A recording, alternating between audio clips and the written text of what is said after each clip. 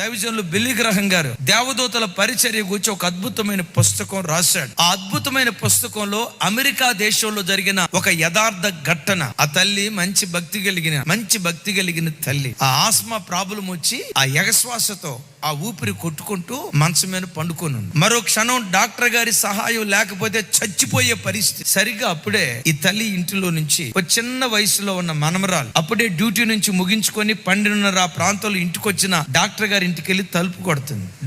Doctor అని. ఎవరా ఇంత మధ్యరాత్రి పూట తలుపు కొడుతున్నారని డాక్టర్ గారి గదిలో నుంచి బయటకు వచ్చి తలుపు తీశాడు. చిన్న బిడ్డ. అమ్మా ఏంటి?